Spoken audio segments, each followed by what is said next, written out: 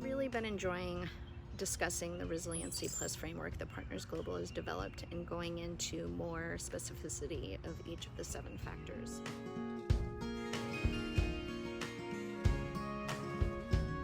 The question becomes, how do we implement the framework? The thing is that we work through a team of resiliency coaches.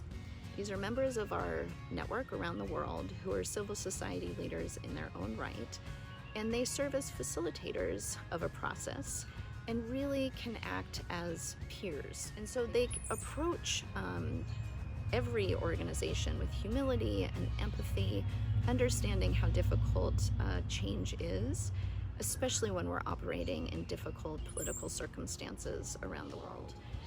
So the first step that's outlined in the framework is that organizations go through an assessment process. An internal assessment, it's online, it's a survey that asks both leadership and staff to think about how their organization might have some vulnerabilities according to each of the 7 factors. It produces a heat map that allows the coach and the organizations to really have a conversation about the areas that they want to improve upon internally. The second stage is that we go through an external process of looking at the ecosystem.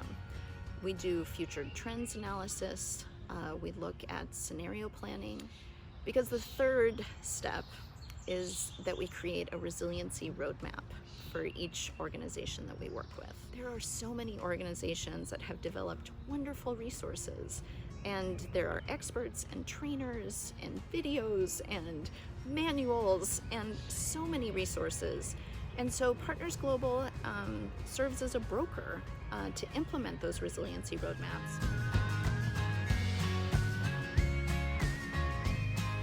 The fourth step is how we then continue to adapt and learn while we're implementing.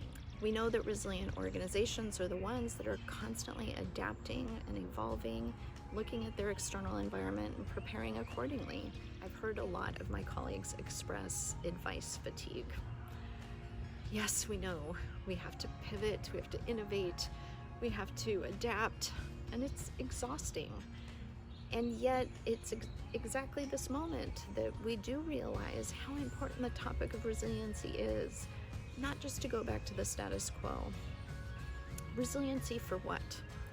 It's resiliency for civil society to continue to perform the very important function that we play in a democratic society.